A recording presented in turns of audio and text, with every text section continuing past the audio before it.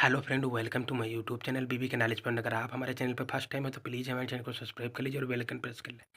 Student, आज की class very very most important होने वाली है। हम आपके लिए BA second year third semester political science का पूरा मॉडल पेपर लेके आए, जिसके इस बार सबसे ज़्यादा पूछे जाने की संभावना है। स्टूडेंट, आपको बिल्कुल यही तैयार कर लें, बाहर से आपका एक भी प्रश्न नहीं आएगा, बिल्कुल गारंटी लेते हो। स्टूडेंट, आपका ये BA third semester political science पूरा का पूरा मॉडल पेपर है। स्टूडेंट, ये मेजर एंड माइनर दोनों के लिए वेरी वेरी मोस्ट इंपॉर्टेंट।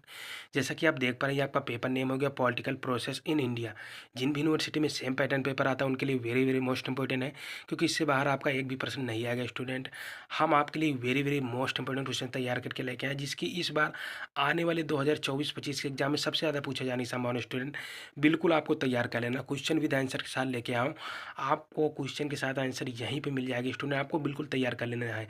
इसमें जो आपका टाइमिंग होता है वो आपका 2 आवर्स का टाइमिंग होता है, जो आपका पूर्णांक होता है 75 नंबर का होता है। स्टूडेंट, बिल्कुल आपको तैयार करना है। मेजर एंड माइनर दोनों के लिए very very best important. Student, आपको बिल्कुल तैयार कर लेना, इससे बाहर आपका एक भी प्रश्न नहीं आएगा, मैं बिल्कुल गारंटी लेता हूँ। स्टूडेंट, क्वेश्चन की ओर बढ़ चलते, जल्दी से देख लीजिए क्वेश्चन। फर्स्ट नंबर क्वेश्चन कौन सा हमारा? Explain the main stage of process democratisation in India.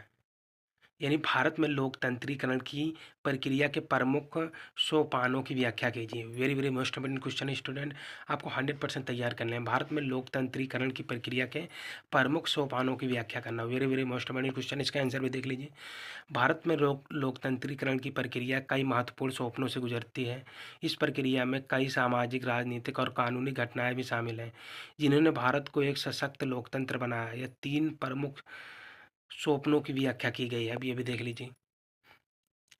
First number हमारा कौन सी है? औपनिवेशिक शासक, औपनिवेशिक शासन और भारतीय राष्ट्रीय आंदोलन। इसके अंतर्गत देख लीजिए, ब्रिटिश शासन के दौरान भारतीयों को राजनीतिक और नागरिक अधिकारों से वंचित किया गया है। 19वीं और 20वीं शताब्दी में भारतीय राष्ट्रीय कांग्रेस और अन्य संगठनों ने स्वराज स्वशासन की मांग की। 1919 के मोंटेग्यू चेम्सफोर्ड सुधार और 1935 का भारत सरकार अधिनियम कुछ सीमित स्वायत्तता प्रदान करने वाले महत्वपूर्ण सोपान थे, जो भारतीय नेताओं को राजनीतिक शक्ति में हिस्सेदारी प्रदान करते थे। वहीं फिर नेक्स्ट क्वेश्चन, नेक्स्ट पॉइंट आ जाए। स्टूडेंट देख लीजिए, स्वतंत्र और संविधान निर्माण। अब इसके अंतर्गत क्या आ जाए? 15 अगस्त 1947 को भारत की स्वतंत्रता के बाद लोकतंत्रीकरण की प्रक्रिया का सबसे महत्वपूर्ण चरण संविधान निर्माण था। 26 जनवरी 1950 को भारत संविधान लागू हुआ, जिसने भारत को एक संपूर्ण लोकतांत्रिक गणराज्य घोषित किया। संविधान ने वयस्क मताधिकार, मौलिक अधिकार और संघात्मक ढांचे की स्थापना की। वहीं नेक्स्ट पॉइंट आ जाएगा हमारा, देख लीजिए, वयस्क मताधिकार और पहली आम चुनाव जो 1952 में हुआ था। अब इसके अंतर्गत देख लीजिए, स्वतंत्रता के बाद भारत ने वयस्क मताधिकार 21 वर्ष से अधिक आयु के सभी नागरिकों को मतदान का अधिकार दिया है, जो एक महत्वपूर्ण लोकतांत्रिक कदम था। 1952 में पहला आम चुनाव हुआ, जिसमें बड़े पैमाने पर लोगों ने हिस्सा लिया और लोकतांत्रिक प्रक्रिया की मजबूत नींव रखी गई। फिर नेक्स्ट हमारा क्या आ जाएगा? संवैधानिक संस्थाओं की स्थापना। संवैधानिक संस्थाओं की स्थापना, ये भी हमारा very very most important point है। स्टूडेंट, भारतीय लोकतंत्र को मजबूत करने के लिए विभिन्न संवैधानिक संस्थाओं की स्थापना की गई, जैसे कि संसद, न्यायपालिका और निर्वाचन आयोग। इन संस्थाओं ने स्वतंत्र और निष्पक्ष चुनाव, कानून का शासन और नागरिकों के अधिकार की सुरक्षा सुनिश्चित की। वही नेक्स्ट पॉइंट हमारा आ जाएगा, देख लीजिए, स्थानीय स्वशासन का विकास। 73वां व 74वां संविधान संशोधन। 1992 में 73वें व 74वें संविधान संशोधन द्वारा पंचायती राज संस्थाओं और शहरी स्थानीय निकायों को संवैधानिक मान्यता दी गई। इससे लोकतंत्र की जड़ें जमीनी स्तर पर और गहरी हो गईं। इन संशोधनों ने ग्रामीण और शहरी क्षेत्रों में लोकतांत्रिक प्रक्रिया को व्यापक रूप से लागू करने में मदद की।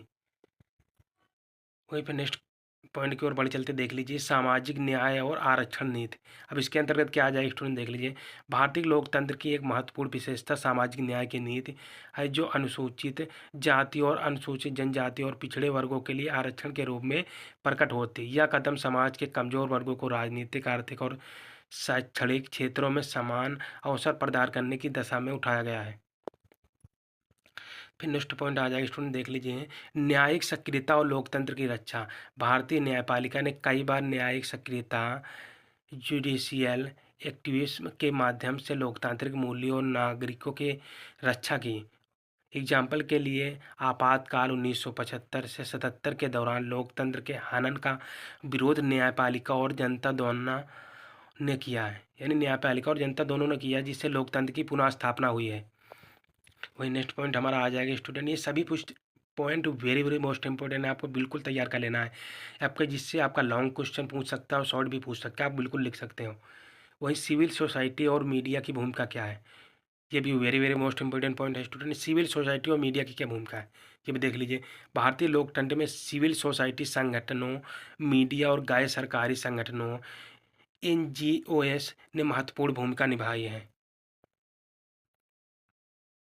उन्होंने सरकार की नीतियों की समीक्षा की, भ्रष्टाचार के खिलाफ आवाज़ उठाई और लोकतांत्रिक प्रक्रिया में जनता की भागीदारी सुनिश्चित की है।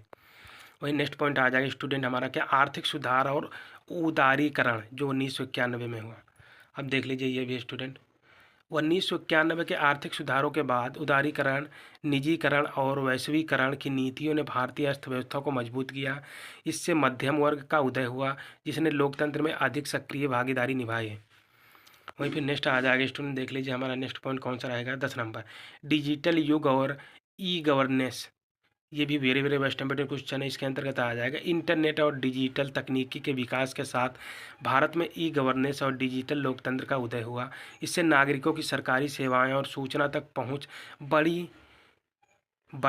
बढ़ी, जिससे पारदर्शिता और जवाबदेही में सुधार हुआ। स्टूडेंट ये आपका very very best important question था, जो मैंने आपको क्वेश्चन के साथ आंसर भी बता दिया। आपको बिल्कुल तैयार कर लेना, 100% आने वाले एग्जाम में प्रश्न आपका पूछा जाएगा। वहीं नेक्स्ट क्वेश्चन की ओर बढ़ चलते देख लीजिए student, discuss the main unitary feature of Indian federal system, यानी भारत की संघीय व्यवस्था के प्रमुख एकात्मक लक्षणों की विवेचना करके लिखना है। ये भी आपका very very most important question रहने वाला आने वाले एग्जाम में। इसका आंसर भी देख लीजिए जल्दी से। भारत की संघीय व्यवस्था के प्रमुख एकात्मक लक्षण, भारत का संविधान संघीय व्यवस्था का अनुसरण करता है, लेकिन इसमें एकात्मक तत्व भी स्पष्ट रूप से दिखाई देते हैं। ये एकात्मक लक्षण भारत के संघीय ढांचे को एक विशिष्ट स्वरूप प्रदान करते हैं। इसके 5 प्रमुख लक्षण इस प्रकार हैं, जो आप देख लीजिए स्टूडेंट।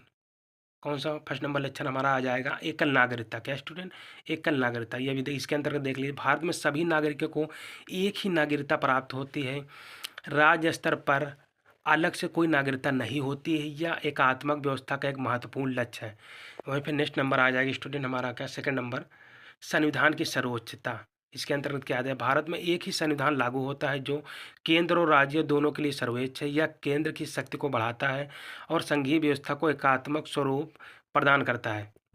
वही नेक्स्ट आ जाएगा स्टूडेंट, देख लीजिए हमारा, केंद्र की शक्तियाँ। इसके अंतर्गत क्या आ जाएगा, संविधान में केंद्र को कई शक्तियाँ प्रदान की गई हैं, जैसे कि विदेश नीति, रक्षा, मुद्रा, व्यापार आदि। ये शक्तियाँ केंद्र को राज्यों की तुलना में अधिक शक्तिशाली बनाती है। वही नेक्स्ट पॉइंट आ जाएगा स्टूडेंट हमारा, देख लीजिए नेक्स्ट पॉइंट कौन सा, 4 नंबर, राज्यपाल की नियुक्ति। राज्यपाल की नियुक्ति केंद्र सरकार द्वारा की जाती है। राज्यपाल केंद्र सरकार का प्रतिनिधित्व होता है और राज्य सरकार पर केंद्र सरकार का नियंत्रण सुनिश्चित करता है। राज्य सरकार पर केंद्र सरकार का नियंत्रण सुनिश्चित करता है। वही नेक्स्ट पॉइंट देख लीजिए 5 नंबर हमारा, आपातकालीन प्रावधान। इसके अंतर्गत क्या आ जाए, संविधान में आपातकालीन प्रावधानों का उल्लेख किया गया है। आपातकाल की स्थिति में केंद्र सरकार राज्यों के अधिकारियों की सीमित कर सकती है और केंद्र सरकार के पास व्यापक शक्तियाँ हो जाती हैं। फिर नेक्स्ट पॉइंट आ जाए स्टूडेंट, देख लीजिए हमारा, अखिल भारतीय सेवाएं। ये सभी पॉइंट आपका वेरी वेरी मोस्ट इंपॉर्टेंट, बिल्कुल आपको तैयार कर लेना है। ये आने वाले एग्जाम में ही आपको वेरी वेरी बेस्ट इंपॉर्टेंट होने वाले हैं। अखिल भारतीय सेवाएं, जैसे भारतीय प्रशासनिक सेवा IAS, भारतीय पुलिस सेवा IPS आदि केंद्र सरकार के नियंत्रण में भी होती है। ये सेवाएं केंद्र और राज्य के बीच समन्वय स्थापित करती हैं और केंद्र की शक्ति को बढ़ाती हैं। वहीं फिर नेक्स्ट पॉइंट आ जाएगा स्टूडेंट, देख लीजिए हमारा 7 नंबर कौन सा है, एकीकृत न्यायपालिका। इसके अंतर्गत क्या आ जाए, भारत में एकीकृत न्यायपालिका है। सर्वोच्च न्यायालय संविधान की व्याख्या करने और केंद्र और राज्यों के बीच विवादों को निपटारा करने का अधिकार रखता है। वही फिर नेक्स्ट क्वेश्चन की ओर बढ़ चलते हैं स्टूडेंट। देख लीजिए हमारा नेक्स्ट क्वेश्चन कौन सा आ जाएगा। What do you mean by coalition government, what are the features of coalition government, यानी गठबंधन सरकार से आप क्या समझते हैं, गठबंधन सरकार के लक्षण लिखिए। ये भी आपका very very most important question है। ये 100% आपके आने वाले एग्जाम में मेजर या माइनर दोनों में आपको ये देखने को मिलेगा प्रश्न, इसलिए आपको 100% तैयार कर लेना है। ये very very most important question है स्टूडेंट, सभी यूनिवर्सिटी के लिए। इसका आंसर भी देख लीजिए जल्दी से। गठबंधन सरकार ये आपकी हेडिंग हो, इसके अंतर्गत आ जाएगा। गठबंधन सरकार वह सरकार होती है जिसमें एक से अधिक राजनीतिक दल मिलकर सरकार बनाते हैं, या तब आवश्यक होती है जब किसी एक दल को संसद या विधानसभा में स्पष्ट बहुमत नहीं मिलता है और सरकार बनाने के लिए अन्य दलों के समर्थन की आवश्यकता होती है। गठबंधन सरकारें अक्सर समझौते और साझेदारी पर आधारित होती हैं, यह जहां विभिन्न दल मिलकर साझा न्यूनतम कार्यक्रम के तहत काम करते हैं। फिर स्टूडेंट इसके देख लीजिए, इसके लक्षण कौन कौन से हैं गठबंधन सरकार के। ये सभी very very best important question है। लक्षण देख लीजिए, फर्स्ट नंबर हमारा कौन सा हो जाएगा। विभिन्न दलों का सहयोग, इसमें कई दल मिलकर सरकार बनाते हैं। फिर आ जाएगा नेक्स्ट हमारा कौन सा, समझौता और साझेदारी, नीतियाँ और कार्यक्रम पर विभिन्न दलों के बीच समझौता होता है। वहीं फिर नेक्स्ट पॉइंट हमारा आ जाएगा थर्ड नंबर, ये भी देख लीजिए। सत्ता विरोधी संकट की भावना, विचारों में मतभेद होने पर सरकार गिरने का खतरा। फिर नेक्स्ट आ जाएगा नीति निर्धारण में जटिलता, विभिन्न दलों के विचारों का तालमेल बैठाने में कठिनाई हो सकती है। वहीं पे नेक्स्ट पॉइंट हमारा आ जाएगा, देख लीजिए स्टूडेंट, संतुलन की आवश्यकता। इसके अंतर्गत क्या आ जाएगा, सरकार को स्थिर रखने के लिए संतुलन बनाए रखना जरूरी होता है। ये स्टूडेंट आपका very very most important question है गठबंधन सरकार पे। ये 100% आने वाले एग्जाम में प्रश्न देखने को मिलेगा, बिल्कुल 100% बिल्कुल तैयार कर लेना। वही नेक्स्ट क्वेश्चन की ओर बढ़ाते स्टूडेंट, देख लीजिए हमारा, what are the features of regional parties, जैसा कि देख पा रहे हैं यानी क्षेत्रीय दलों के क्या लक्षण है। ये भी हमारा very very most important question रहने वाला है आने वाले यानी 2024-25 के एग्जाम में। इसका आंसर भी देख लीजिए जल्दी से। क्षेत्रीय दल उन राजनीतिक दलों को कहते हैं जो किसी विशेष क्षेत्र या राज्य में सक्रिय होते हैं। ये दल राष्ट्रीय स्तर पर फैले दलों के विपरीत होते हैं। वहीं फिर आ जाएगा क्षेत्रीय दलों के निम्नलिखित लक्षण हैं, ये भी देख लीजिए। फर्स्ट नंबर हमारा कौन सा आ जाएगा स्टूडेंट, क्षेत्रीय आधार, ये दल केवल एक या कुछ विशेष राज्यों में ही सक्रिय होते हैं, उनका प्रभाव सीमित भौगोलिक क्षेत्र में होता है। वहीं नेक्स्ट आ जाएगा स्थानीय मुद्दों पर जोर, क्षेत्रीय दल मुख्य रूप से राज्य क्षेत्र से जुड़े मुद्दों पर ध्यान केंद्रित करते हैं, जैसे भाषा, सांस्कृतिक विकास और स्वायत्तता। वहीं फिर नेक्स्ट पॉइंट हमारा कौन सा आ जाएगा स्टूडेंट, क्षेत्रीय नेताओं की प्रमुखता, यानी क्षेत्रीय नेताओं की जो प्रमुखता होती है वो भी देख लीजिए। इन दलों के नेतृत्व में स्थानीय नेता होते हैं जो उस क्षेत्र की राजनीति में प्रमुख होते हैं, वे क्षेत्रीय भावनाओं को बेहतर तरीके से समझते हैं और व्यक्त करते हैं। वही नेक्स्ट हमारा आ जाएगा नेक्स्ट पॉइंट, राष्ट्रीय दलों के भिन्न एजेंडा, यानी राष्ट्रीय दल के जो होते हैं वो अलग अलग कौन से एजेंडा होते हैं। इन दलों का एजेंडा अक्सर राष्ट्रीय दलों से भिन्न होता है क्योंकि वे अपने क्षेत्र की आवश्यकताओं के अनुसार नीतियाँ बनाते हैं। वहीं फिर नेक्स्ट पॉइंट आ जाएगा स्टूडेंट, देख लीजिए हमारा, गठबंधन की राजनीति, राष्ट्रीय राजनीति में प्रभाव बनाए रखने के लिए क्षेत्रीय दल अक्सर गठबंधन सरकारों का हिस्सा बनते हैं। ये भी आपका very very most important question था जो मैंने बता रखा ऑलरेडी आपको, इनको बिल्कुल तैयार कर लेना है। सभी प्रश्न मैंने आपके लिए very very best important question तैयार किए जिसके आने वाले 2024-25 के एग्जाम में सबसे ज़्यादा पूछे जाने की संभावना स्टूडेंट, आपको बिल्कुल यही तैयार कर लेना है। वही नेक्स्ट क्वेश्चन भी हमारा देख लीजिए, explain the composition and function of district planning committee, जिसे देख पा रहे हैं यानी जिला नियोजन समिति के गठन एवं कार्य की व्याख्या कीजिए। ये आपका very very most important question रहने वाले आने वाले एग्जाम में 100%, ये भी आपका very very most important question, इसका भी आंसर देख लीजिए। यानी जिला नियोजन समिति के गठन एवं कार्य की व्याख्या करना है। देख लीजिए, जिला नियोजन समिति एक स्थानीय निकाय है जिसका मुख्य उद्देश्य जिले के समग्र विकास के लिए योजना बनाना और उनका क्रियान्वयन करना होता है। यह समिति जिला स्तर पर विकासात्मक कार्यों को समन्वित करने और स्थानीय स्तर पर जनता की भागीदारी सुनिश्चित करने के लिए बनाई जाती है। वहीं फिर गठन इनका कैसा है ये भी देख लीजिए। गठन स्टूडेंट फर्स्ट नंबर पॉइंट देख लीजिए, जिला नियोजन समिति का गठन राज्य सरकार द्वारा अधिनियमित कानून के अनुसार किया जाता है। वहीं पे नेक्स्ट पॉइंट हमारा आ जाएगा, देख लीजिए स्टूडेंट नेक्स्ट पॉइंट कौन सा है। इस समिति में जनप्रतिनिधि जैसे जिला पंचायत सदस्य, नगर पालिका पार्षद, सरकारी अधिकारी और स्थानीय विशेषज्ञ शामिल होते हैं। नेक्स्ट पॉइंट आ जाएगा, समिति का अध्यक्ष आमतौर पर जिला कलेक्टर या जिला पंचायत का अध्यक्ष होता है। यानी समिति का जो अध्यक्ष होता है आमतौर पर जिला कलेक्टर या जिला पंचायत का अध्यक्ष होता है। वहीं फिर उनके कार्य भी देख लीजिए, वर्क स्टूडेंट कौन कौन से हैं। फर्स्ट नंबर हमारा कौन सा हो जाएगा, योजना निर्माण। ये सभी point very very most important है, बिल्कुल आपको तैयार कर लेना, एक भी पॉइंट को आप मिस नहीं करना। योजना निर्माण के अंतर्गत आ जाए, समिति जिले के लिए विकास योजनाएं तैयार करती हैं। इन योजनाओं में कृषि, सिंचाई, शिक्षा, स्वास्थ्य, सड़क निर्माण आदि विभिन्न क्षेत्रों में शामिल किया जाता है। वही नेक्स्ट पॉइंट आ जाएगा हमारा, बजट का आवंटन। क्या स्टूडेंट, बजट का आवंटन। समिति जिले के विकास कार्यों के लिए बजट का आवंटन करती है और खर्च पर नजर रखती है। वही नेक्स्ट पॉइंट हमारा आ जाएगा, विकास कार्यों का क्रियान्वयन। इसके अंतर्गत क्या आ जाएगा, समिति विकास कार्यों के क्रियान्वयन की निगरानी करते हैं और सुनिश्चित करती हैं कि कार्य समय पर और गुणवत्तापूर्ण तरीके से पूरे हों।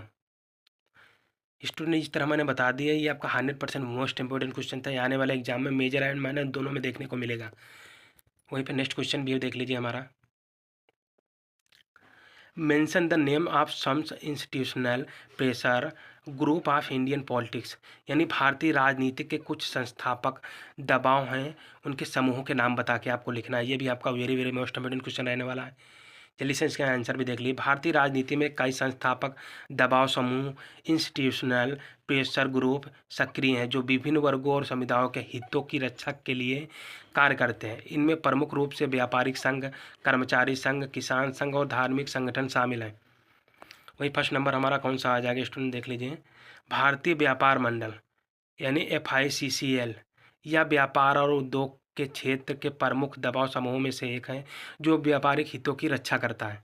वही नेक्स्ट हमारा पॉइंट आ जाएगा स्टूडेंट, सेकंड नंबर कौन सा पॉइंट रहेगा हमारा, भारतीय मजदूर संघ जिसे BMS भी बोलते हैं, यह मजदूरों और श्रमिकों के अधिकारों की रक्षा करने वाला प्रमुख संघ है। वहीं फिर नेक्स्ट हमारा पॉइंट आ जाएगा स्टूडेंट, देख लीजिए। भारतीय अखिल किसान सभा जिसे AIKS भी बोलते हैं, यह किसानों के हितों के लिए कार्य करता है और कृषि नीतियों पर प्रभाव डालने का प्रयास करता है। वहीं फिर नेक्स्ट आ जाएगा स्टूडेंट, देख लीजिए हमारा, विश्व हिंदी परिषद जिसे VHP भी बोलते हैं, विश्व हिंदू परिषद। यह एक धार्मिक संगठन है जो हिंदू समाज के अधिकारों और सांस्कृतिक मुद्दों पर जोर देता है। स्टूडेंट ये आपका very very most important question था जो मैंने बता रखा। ये 100% आने वाले एग्जाम में आपको वेरी वेरी मोस्ट इंपोर्टेंट है, देखने को मिलेगा स्टूडेंट। सभी यूनिवर्सिटी के लिए, जो भी यूनिवर्सिटी में सेम पेपर होता है और जो भी यूनिवर्सिटी अपना लिखित एग्जाम करवाता है उनके लिए वेरी वेरी मोस्ट इंपोर्टेंट। वहीं फिर नेक्स्ट क्वेश्चन भी देख लीजिए। नेक्स्ट क्वेश्चन हमारा कौन सा रहेगा स्टूडेंट, देख लीजिए। Clarify the difficulties of the study of voting behaviour. यानी मतदान व्यवहार के अध्ययन की कठिनाइयाँ हैं, उनको स्पष्ट करके लिखना है। ये भी very very most important question है। इसका आंसर क्या भी हो जाएगा, जल्दी से देख लीजिए। मतदान व्यवहार के अध्ययन में कई कठिनाइयाँ आती हैं। फर्स्ट नंबर है बहुव्यापी कारक। मतदाताओं के निर्णय पर जाति, धर्म, आर्थिक स्थिति, शिक्षा और स्थानीय मुद्दे जैसे कई प्रकार प्रभाव डालते हैं। इन सभी कारकों का विश्लेषण करना कठिन होता है। और नेक्स्ट नंबर आ जाएगा मतदाताओं की गोपनीयता। अधिकांश मतदाता अपने वास्तविक विचार या निर्णय प्रकट नहीं करते हैं जिससे सटीक अध्ययन में कठिनाई होती है। वही नेक्स्ट हमारा आ जाएगा पॉइंट, देख लीजिए। अस्थिर मतदाता मनोवृत्त। मतदाताओं का व्यवहार समय के साथ बदलता रहता है और उनके फैसले चुनाव के दिन बदल सकते हैं। फिर नेक्स्ट पॉइंट आ जाएगा प्रभावित करने वाले कारक। मीडिया प्रचार और राजनीतिक दलों का प्रचार भी मतदाता व्यवहार को प्रभावित करता है जिससे अध्ययन और पूर्वानुमान करना मुश्किल हो जाता है। वहीं फिर नेक्स्ट क्वेश्चन की ओर बढ़ाते हैं स्टूडेंट, जल्दी से देख लीजिए। Explain the impact of caste in India politics. भारतीय राजनीति में जात के प्रभाव की व्याख्या कीजिए। ये आपका very very most important question रहने वाला 100%। आपको देख लीजिए, ज़्यादातर स्टूडेंट आपका जो भारतीय राजनीति में पॉलिटिक्स होती है वो कास्ट के आधार पर ही होती है, यानी जात के ही आधार पर होती है। ये भी क्वेश्चन आपका very very most important question रहेगा आने वाले एग्जाम में। आपको बिल्कुल तैयार करें, 100% ये प्रश्न पूछा ही जाएगा, बिल्कुल गारंटी लेता हूँ स्टूडेंट। इसका आंसर भी जल्दी से देख लीजिए क्या हो जाएगा, भारतीय राजनीति में जात का प्रभाव। ये इसका फर्स्ट नंबर पॉइंट भी देख लीजिए। राजनीति में जात के प्रभाव को जात का राजनीतिकरण कहा जा सकता है। लोकतांत्रिक राजनीति के अंतर्गत राजनीति जात के संगठन के माध्यम से अपना आधार दृढ़ करती है। जात ने राजनीति में अपनी भूमिका निर्वाह हेतु नवीन रूप धारण कर लिया है। वही नेक्स्ट पॉइंट आ जाएगा हमारा, सभी राजनीतिक दल सिद्धांत जातिवाद की निंदा करते हैं किंतु जातीय ध्रुवीकरण के माध्यम से सत्ता प्राप्त करने का प्रयास करते हैं। वही नेक्स्ट हमारा पॉइंट आ जाएगा स्टूडेंट, देख लीजिए। राजनीतिक दलों द्वारा प्रत्याशियों का चयन तथा सफलता की भावना का आकलन जातीय मापदंडों से किया जाता है। योग्यता व सेवा तथ्यों की अपेक्षा की जाती है। फिर नेक्स्ट हमारा आ जाएगा, मंत्रिमंडल का निर्माण करते समय यह ध्यान रखा जाता है कि सभी जातियों की प्रतिनिधित्व प्राप्त हो। वहीं फिर नेक्स्ट पॉइंट आ जाएगा स्टूडेंट, देख लीजिए हमारा नेक्स्ट पॉइंट कौन सा रहेगा। जातियाँ सरकार की निर्णय की प्रक्रिया को प्रभावित करती हैं। इसका उदाहरण है अनुसूचित जातियों के लिए आरक्षण। मंडल आयोग द्वारा अन्य पिछड़े वर्ग के लिए आरक्षण का क्रियान्वयन होता है। ये भी आपका very very most important question था। 100% आने वाले एग्जाम में आपको ये प्रश्न देखने को मिलेगा। वही नेक्स्ट क्वेश्चन भी देख लीजिए स्टूडेंट, हमारा कौन सा हो जाएगा। Write a short note a टेकंडी कमेटी। ये आपका क्वेश्चन अपने देख लीजिए, ये क्वेश्चन आपका वेरी वेरी मोस्ट इंपोर्टेंट होने वाला है। यानी तारकुंडे समिति पर एक संक्षिप्त टिप्पणी लिखना है। ये भी आपका very very most important question है स्टूडेंट। यानी तारकुंडे समिति पर एक संक्षिप्त टिप्पणी लिखनी है। देख लीजिए इसका भी आंसर स्टूडेंट। तारकुंडे समिति 1974 से 1975 तक इसका गठन स्वतंत्र संस्था सिटीजन्स ऑफ डेमोक्रेसी की ओर से जयप्रकाश नारायण ने चुनावी सुधार के लिए किया था। ये एक गैर सरकारी समिति थी। इस समिति की सबसे प्रमुख सिफारिश यह थी कि एक ऐसा कानून होना चाहिए जिसके तहत सभी मान्यता प्राप्त राजनीतिक दलों द्वारा अपने खातों, आय के स्रोतों और खर्च के ब्यौरे पर पूरा हिसाब दिया जाए। यदि खाते में गड़बड़ी आदि पाई जाती है तो इसे दंडनीय अपराध माना जाए। ये स्टूडेंट ये भी आपका very very most important question है। आपका 100% आने वाले एग्जाम में क्वेश्चन पूछा जाएगा। वही नेक्स्ट क्वेश्चन की ओर बढ़ाते देख लीजिए जल्दी से। Right the main provision of 52 and constitutional amendment यानी 52वें संवैधानिक संशोधन के प्रमुख प्रावधान बताइए। यानी जो 52वां संवैधानिक संशोधन है उसके प्रमुख प्रावधान बताइए। ये भी आपका very very most important question रहेगा आने वाले एग्जाम में। 100% आपको तैयार कर लेना है स्टूडेंट। इसका आंसर भी देख लीजिए जल्दी से। 52वां संविधान संशोधन भारतीय संविधान में एक महत्वपूर्ण संशोधन था जिसने कई महत्वपूर्ण बदलाव किए हैं। यहाँ इसके प्रमुख प्रावधान दिए गए हैं, ये भी देख लीजिए स्टूडेंट कौन कौन से प्रावधान हैं। फर्स्ट नंबर आ जाएगा मतदान की आयु में कमी। इस संशोधन के माध्यम से लोकसभा और राज्यसभा विधानसभाओं के चुनाव में मतदान की आयु 21 वर्ष से घटाकर 18 वर्ष कर दी गई। इससे देश के युवाओं को राजनीतिक प्रक्रिया में अधिक सक्रिय रूप से भाग लेने का मौका मिला। वहीं पर नेक्स्ट हमारा कौन सा आ जाएगा स्टूडेंट, अनुसूची 9 का गठन। अनुसूची 9 का गठन। इस संशोधन के तहत संविधान में एक नई अनुसूची 9 को जोड़ा गया है। इस अनुसूची में उन कानूनों को शामिल किया गया है जो जमींदारी, उन्मूलन, भूमि सुधार आदि से संबंधित थे। इन कानूनों को मौलिक अधिकारों के उल्लंघन के दावों में बचाने का प्रावधान किया। वही फिर नेक्स्ट आ जाएगा स्टूडेंट हमारा, राष्ट्रपति को अधिकार। राष्ट्रपति को संविधान का प्राधिकृत हिंदी पाठ प्रकाशित करने का अधिकार दिया गया है। वहीं पे नेक्स्ट आ जाएगा स्टूडेंट अन्य संशोधन। इसके अंतर्गत क्या आ जाएगा, इस संशोधन के माध्यम से संविधान के अन्य कुछ प्रावधानों में से भी संशोधन किए गए हैं जिनमें करों को बढ़ाने के संबंध में संघ सूची और राज्य सूची में संशोधन शामिल है। यह संशोधन भारतीय लोकतंत्र को मजबूत बनाने और युवाओं को सशक्त बनाने की दिशा में एक महत्वपूर्ण कदम था। ये स्टूडेंट ये भी आपका very very most important question रहे था। ये आने वाले एग्जाम में 100% आपको ये प्रश्न देखने को मिलेगा। मैं बिल्कुल गारंटी लेता हूँ स्टूडेंट। जो मैंने आपको स्टेप बाय स्टेप क्वेश्चन बता रखे हैं सभी प्रश्न आपके वेरी वेरी मोस्ट इंपोर्टेंट होने वाले हैं। आने वाले एग्जाम में 100% आपको तैयार कर लेना। ये प्रश्न आपके 2024-25 के एग्जाम में देखने को मिलेंगे। आई होप, आशा करता हूँ कि आपको हमारा वीडियो पसंद आए। अगर आपको हमारा वीडियो पसंद आए, वीडियो को लाइक करें, शेयर करें। अगर चैनल पर फर्स्ट टाइम विजिट करें, चैनल को सब्सक्राइब करें और बेल आइकन प्रेस कर लें, जिससे आने वाली नोटिफिकेशन सबसे पहले आपके पास पहुँचे। तब तक के लिए स्टूडेंट मिलते हैं एक नेक्स्ट वीडियो में नेक्स्ट टाइम। तब तक के लिए student thank you so much.